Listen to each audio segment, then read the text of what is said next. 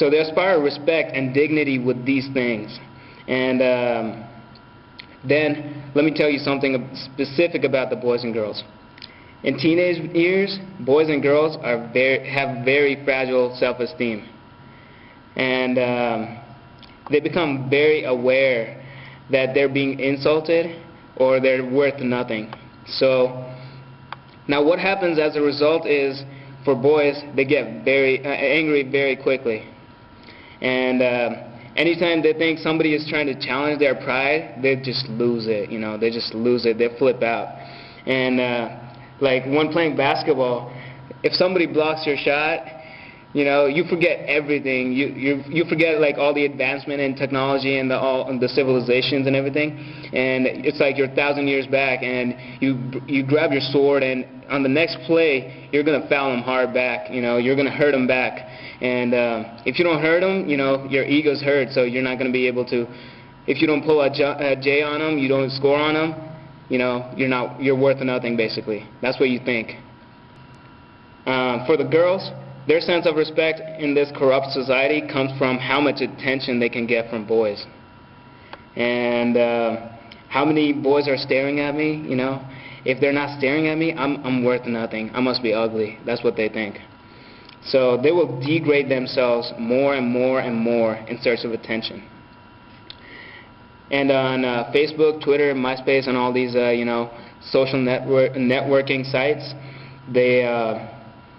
some old pervert, messages them. They're like, oh my God, you're so pretty, you're so beautiful. And the girl's like, no, I'm not that pretty. Nobody likes me, nobody looks at me and whatnot. And the guy's like, no, you're really pretty. Trust me, I'm telling you the truth. I'm not lying. So the girl starts getting sucked into this, sucked into this just because the guy made her feel good. Just because the guy helped her feel good that she's got the attention and everything.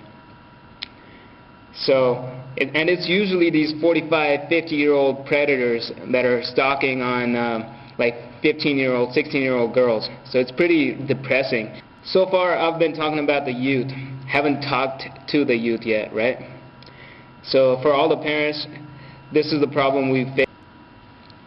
So I'm going to try to give you guys solutions to this real quick, and then I'll talk to the youth, inshallah. So if our society is extreme shameless, the only way we can counter that is by doing the opposite, like the extreme shameful, by raising a family that is extremely shameful. So only way to counter one extreme is to counter with the other extreme. You can't be wishy-washy about this, and the first step to do this, and it might be the hardest for some of you guys here, but control your media intake. Don't go to YouTube and spend your most of your day on YouTube watching videos and watching all these bad movies and whatnot, and listening to music. There's a lot of bad stuff in the music, like the rap. There's a lot of curse words, and they talk about sex, they talk about girls, they talk about money. So there's a lot of bad stuff, and that kind of triggers yourself to think more about it, and you start thinking it's normal. Like the more you see it, the better, the more you get used to it. So that's the first thing you got to do, is control your media intake. And parents have to become vigilant about what they're allowing their children to be exposed to, especially at early ages. And because when they get older, whether you like it or not, they're going to see everything. They're going to see and they're going to go through everything. But if they're going to go to a high school, and if they're going to go to a college, and if they're going to get a job, so like I said, they're going to be exposed to everything, because it's as common as but in the early ages, if you build their guard up, it's going to be easier for them to fight it off and say that is disgusting. They're going to be disgusted by all this stuff when they see it at later ages.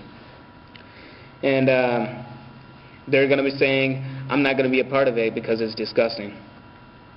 It's possible to raise young boys and girls like that. If you raise them young, strong from early on, they should be able to do this at a later age, in high school and colleges, and still take pride in their Islam.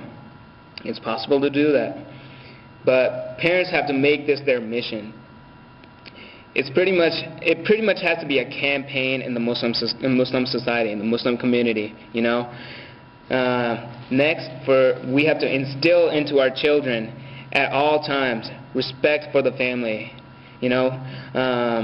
And where does respect come from? It comes from if you don't spend time if you don't love your family, you're not going to have respect for your family. And if you don't have love for your family, that means you're not spending time with your family. You know, if you spend more time, you're going to have love. As a result, you're going to have respect for your family.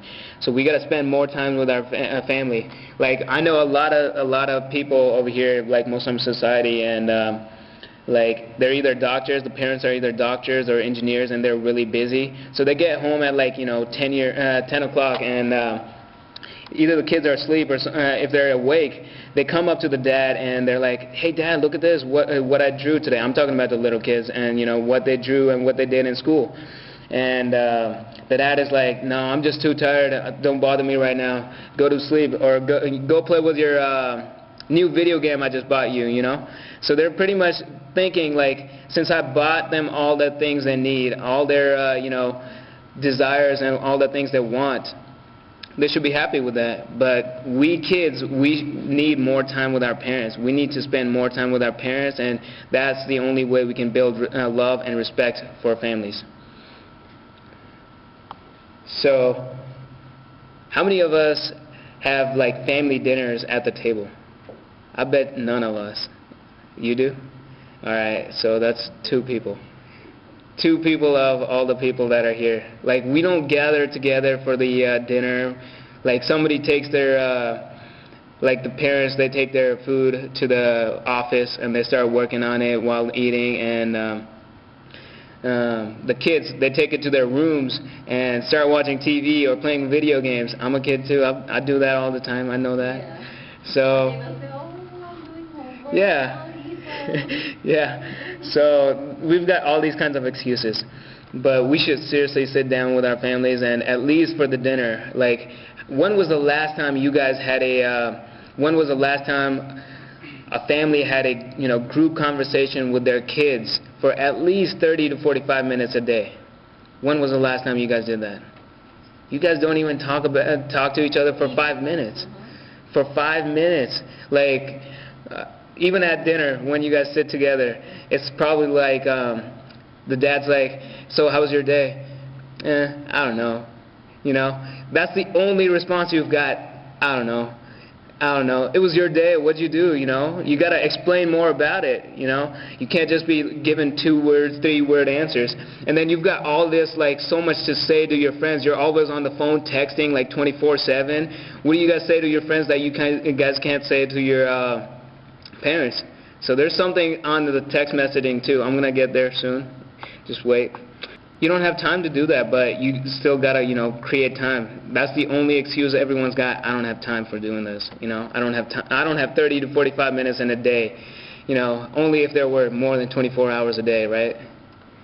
But so parents in this society ignore their children at early ages, and so it's not a surprise that the children ignore their parents in the later ages. In this society, Muslim parents really need to befriend their children, you know, and spend a lot of time with them, and, you know, create that love and that respect for each other in the family. If something happens at school, they should feel no hesitation coming to your dad or your parent and talking to them and telling them what happened, right? A lot of times, kids are scared to talk to their parents.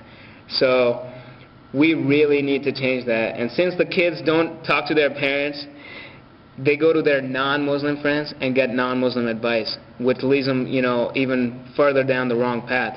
So that's even worse.